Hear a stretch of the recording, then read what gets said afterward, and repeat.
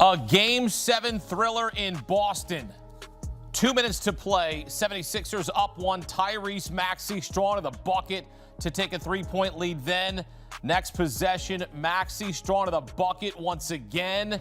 And the Philadelphia 76ers defeat the Celtics 109-100 on the road and earn their first 3-1 series comeback in franchise history. Previously 0-18 all-time. Joel Embiid banged up 3 weeks ago, had an emergency appendectomy.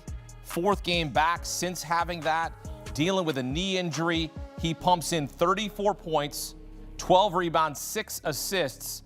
And how about Tyrese Maxey with a double-double, 30 and 11. VJ Edgecombe for 23, and Paul George on his 36th birthday, 13 points. Jayson Tatum did not play in Game 7, and boy, did they need him. Get some instant analysis. Welcome in CBS Sports HQ NBA analyst John Gonzalez and Noah Bono. And John, what a game that was. Your reaction to how it played out as the 76ers survived. They absorbed the comeback there in the fourth, but able to pull it out in the end thanks to Joel Embiid and Tyrese Maxey. Yes, survive is the right thing here, right? Because it looked like they were going to fumble this. They've done that in the past. It is the first win for the Sixers over the Celtics in the postseason since 1982. It is Joel Embiid's first ever Game 7 win. Prior to tonight, 0-3 in Game 7s. And you called out the right two guys. Joel Embiid was spectacular tonight, 34, 12, and 6. And again, I'm circling the minutes, 39 minutes. You saw him hurt his knee. He's hobbling up and down the floor. He's only 3 weeks removed from having his appendix out. That he's even out there at all is really remarkable. And then Tyrese Maxey, when Joel Embiid was a little hobbled, Maxey was excellent down the stretch, scored 8 of their last 10 points, goes for a 30-point double-double with 7 assists. Edgecombe was good tonight. PG on his birthday, he gave them a little something. And they really withstood the Celtics bench that was considerably better than the Sixers bench. Nick Nurse decided to tighten up his rotation and go with his starters and playing them in heavy minutes. But once again, the story here in terms of the Sixers against the Celtics defensively was the Celtics had a bad shooting night from three. Again, just 27% from deep. In their losses, all 4 losses, they came into the night shooting 27.5% from deep. When they don't get their shot to fall from beyond the arc, the Celtics are gettable, and they were gettable tonight, and they're going home. This was the Tyrese Maxey show at the end of the game. I mean, I was waiting for it in the middle of the fourth quarter when we're watching Joel Embiid settle for some jump shots. He missed the hook shot over his left shoulder over Jaylen Brown, and it looked like Philly was starting to tense up. If you remember, the score was 92-84, and Joel Embiid was given that technical foul, so Peyton Pritchard got a point. Then Keita finished it off with a 3-point play. That's a 4-point swing there, and then they came back down the floor, and Jaylen Brown got an and-one that he converted the free throw, and just like that, it was a 1-point game, and you're on the road, and it looks a little shaky. But Tyrese Maxey has been one of the 10 best players in the NBA all season long, and he proved that down the stretch. I understand that this is more of the Joel Embiid trust the process team, but I said this last night or the other day, this has turned into the youthful experience with Philadelphia in the process with Tyrese Maxey leading the helm, and you saw that down the stretch. He won them this basketball game in the closing minutes, and when Boston has a performance shooting the ball from the three-point line like that, they haven't won any games in this series when they shoot below 30%. Another stinker tonight from three. And kudos to Joe Mazzulla for throwing out a starting lineup out there that had played a combined 0 minutes tonight to start the game. You know, they really were looking for a prayer, and it was not answered. Yeah, they were 13 for 49 from beyond the arc. That's putrid. John, if Jayson Tatum had played in this game, do you think they would have won this game? He was ruled out because of stiffness in his left knee. Of course, we know what happened in last year's playoffs against the Knicks, the ruptured right Achilles in Game 4. I know that Boston wants to be cautious here. What did you make of the decision there to keep him out? And look, if they had him, this might have been a different outcome. Yeah, it might have. It certainly wouldn't have hurt, right? Because as Noah mentioned, Joe Mazzulla, who a lot of people, including myself, had been critical of for being slow to make adjustments, decided he was going to YOLO tonight's starting lineup, where he threw out Jaylen Brown and Derek White along with Ron Harper Jr., Baylor Shireman, and Luka Garza. And as Noah mentioned, they had played exactly 0 minutes together all season. And what happened? Those three guys, not named Jaylen Brown and Derek White, had 0 points combined. So not exactly Joe Mazzulla covering himself in glory, but Jayson Tatum, of course, would have helped them. For them to keep him out, it obviously, he had to be feeling pretty bad about this, right? Because it's a leg that was opposite the other leg from his Achilles, right? So it's his left leg. And you saw in game 6 where he seemed uncomfortable. He was stretching it out. He was trying to, jump on one leg to see if he could go. He was doing some agility stuff. He goes to the back and then he doesn't come back. And then after the game, Joe Mazzulla immediately says, no, he's fine. He's going to be ready for game 7. And then today, we wake up and we all look at the injury report and he's questionable. And I'm thinking, okay, questionable. He's probably going to play because he's not, if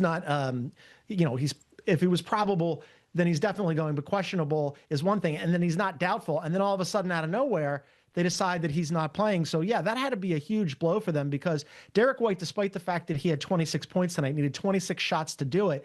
And his offense, this was his best game offensively, even though he wasn't very efficient, but his offense has really deserted him throughout this entire series and really towards the end of the regular season. So it was basically down to Jaylen Brown, Jayson Tatum, and Peyton Pritchard for offense. And yeah, they missed him big time tonight for sure.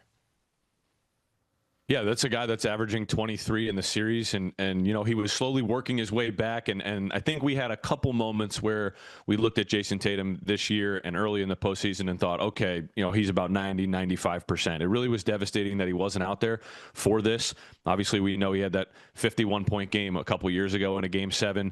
That's a record in Game 7. So the dynamic of the game changes, but Philly was up 18 in the middle of the third quarter, and Boston's offense eventually got back into it. Like I called it out before, it was a 1-point game with just under 5 minutes to play. So they did their job, but ultimately when Derek White needs 26 points on 26 shots, you're going to struggle.